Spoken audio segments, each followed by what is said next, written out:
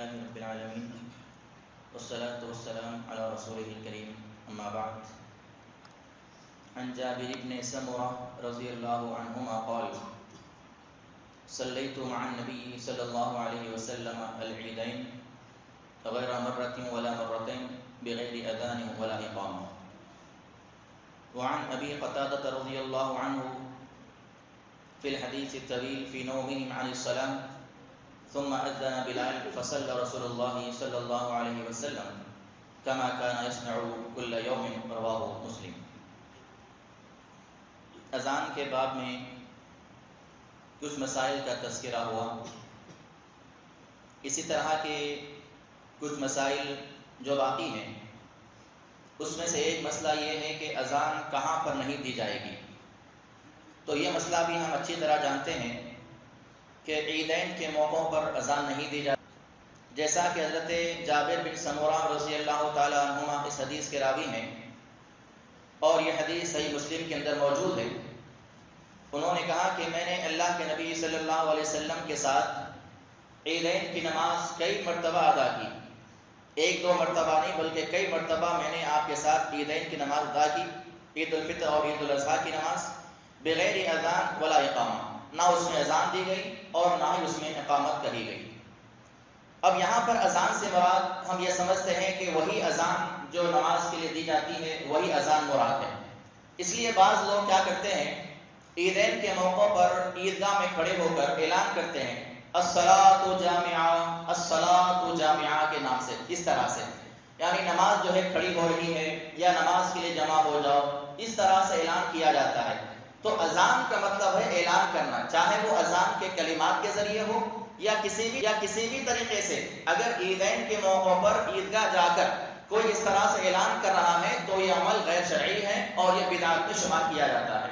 اللہ کے نبی صلی اللہ علیہ وسلم نے نہ عید الفطر کے موقع پر کسی قسم کی ندا لگانے کا حکم دیا، نہ کسی قسم کی آواز لگانے کا حکم دیا اور نہ ہی جو ہے کسی قسم کی اذان کا تذکرہ ہمیں ملتا ہے.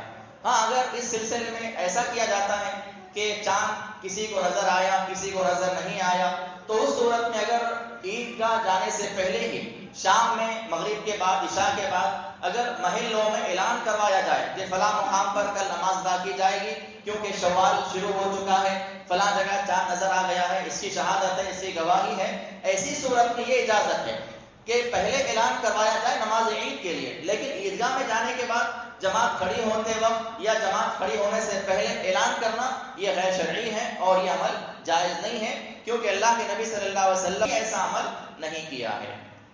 اسی طرح دوسری جو حدیث یہاں پر میں نے ذکر کی ہے وہ ہے حضرت ابو قتادہ رضی اللہ تعالیٰ عنہ اس حدیث کے راوی ہیں. یہ حدیث بھی طویل ہے. اس کے اندر یہ واقعہ ہے کہ اللہ کے نبی صلی اللہ علیہ وسلم کسی سفر سے واپس آ رہے تھے کوئی جنگ سے، تو اس کے بعد آپ علیہ الصلوۃ والسلام نے ایک مقام پر پڑاؤ ڈالا اور وہاں پر آپ بھی سو گئے اور ساتھ ہی ساتھ سارے صحابہ سو گئے. اللہ کے نبی صلی اللہ علیہ وسلم نے بلال کو حکم دیا تھا کہ جب بھی فجر کا وقت ہو جائے ہمیں جگا دینا، لیکن اتفاق سے بلال رضی اللہ تعالیٰ عنہ بھی سو گئے، ان کو بھی آنکھ لگ گئی. جب سارے کے سارے بیدار ہوئے تو سب سے پہلے اللہ کے نبی صلی اللہ علیہ وسلم بیدار ہوئے اور آپ نے اعلان کروایا. اس کے بعد وہاں سے سارے صحابہ کھڑے ہوئے.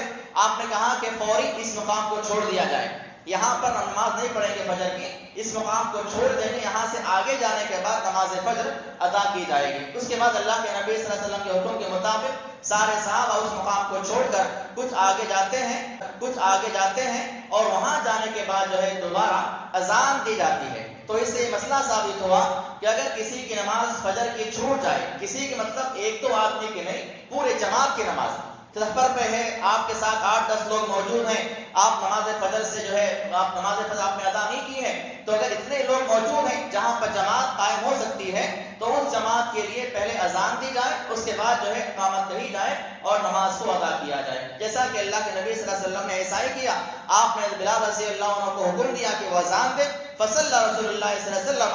اس کے بعد اللہ کے نبی صلی اللہ علیہ وسلم نے لوگوں کو نماز ادا فرمائی جیسا کہ روزانہ نماز ادا کی جاتی ہے. اس کے علاوہ جو ہے ایک اور مسئلہ ہے جمع بین الصلاتین کا. اگر دو نمازیں ایک ساتھ جمع کی جا رہی ہیں تو اس کے اندر کیا مسئلہ ہوتا ہے. حضرت جابر رضی اللہ تعالیٰ عنہ اس حدیث کے راوی ہیں، وہ فرماتے ہیں کہ ان نبی صلی اللہ علیہ وسلم اتل مزدلفہ، اللہ کے نبی نے حج کے موقع پر آپ نے مزدلفہ میں قیام کیا، مزدلفہ میں آپ آئے، فصلی بها المغرب والعشاء باذان واحد واقامتين، اور آپ نے وہاں پر آنے کے بعد جو ہے ایک ہی اذان کہلوائی، آپ نے وہاں پر ایک اذان کہلوائی اور 2 اقامتوں کے ساتھ آپ نماز ادا فرمائی۔ یعنی اگر جمع بین الصلاتین کا مسئلہ ہو، اگر مغرب کی نماز کے ساتھ عشاء کی نماز ملا کر پڑھنا ہے، ظہر کی نماز کے ساتھ عصر کی نماز ملا کر پڑھنا ہے، تو وہاں پر اذان ایک ہی دی جائے گی، دو اذان نہیں دی بلکہ ایک ہی اذان دی جائے گی، البتہ اقامتیں 2 مرتبہ کہی جائیں گی، مغرب کی الگ اقامت اور عشاء کی نماز کے لیے الگ اقامت، جیسا کہ اللہ کے نبی صلی اللہ علیہ وسلم نے وہاں پر ایسا ہی کیا۔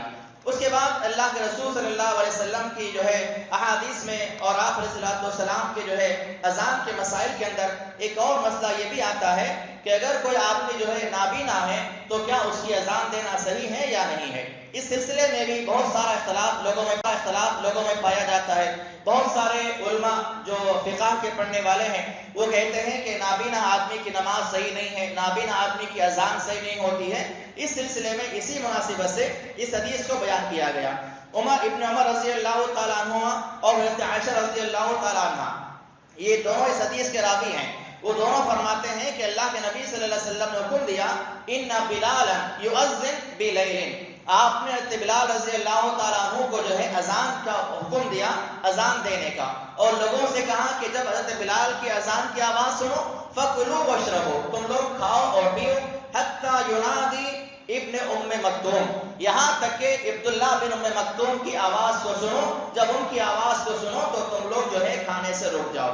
اور آگے وضاحت کی گئی وَكَانَ رَجُلًا أَعْمَى لَا يُنَادِ حَتَّى يُقَالَ أَصْبَحْتَ أَصْبَحْتَ، اور کیونکہ وہ آدمی نابینا تھے، جب تک ان سے نہیں کہا جاتا تھا کہ صبح ہو گئی ہے آپ اذان دیجئے، اس وقت ان کو ٹائم نہیں معلوم ہوتا تھا، لوگ ان سے کہتے کہ اذان کا وقت ہو چکا ہے آپ اذان دیجئے۔ تو اس میں کئی مسائل معلوم ہوئے۔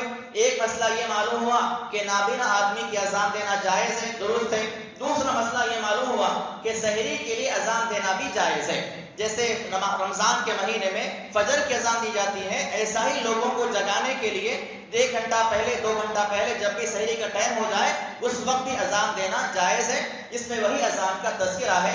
بلال رضی اللہ عنہ جو اذان دیا کرتے تھے وہ لوگوں کو سحری جگانے کی اذان دیا کرتے تھے، اس لیے اللہ کے نبی نے فرمایا جب بلال کی اذان کو سنو تو تم لوگ کھانا پینا شروع کرو، اور ابن ام مکتوم کی اذان کو جب سنو تو اپنے کھانے پینے سے ہاتھ روک لو، وہ فجر کی اذان ہے، فجر طلوع ہونے کے بعد جو ہے وہ اذان دی جاتی ہے۔ تو اس طرح یہ 2-3 مسئلے آج کے درس میں ہم نے سماعت کیے۔ انشاءاللہ کل کے درس میں یہ مسئلہ بیان کیا جائے گا کہ اذان میں مؤذن کے کلمات کو کس طریقے سے دہرایا جائے اور اس کے بعد اس کی کیا فضیلت ہے، اللہ کے نبی صلی اللہ علیہ وسلم نے اس کی کیا فضیلت کو بیان فرمایا ہے۔ اللہ رب العالمین سے دعا ہے اللہ تعالیٰ ہمیں کہنے سننے سے زیادہ عمل کرنے کی توفیق عطا فرمائے۔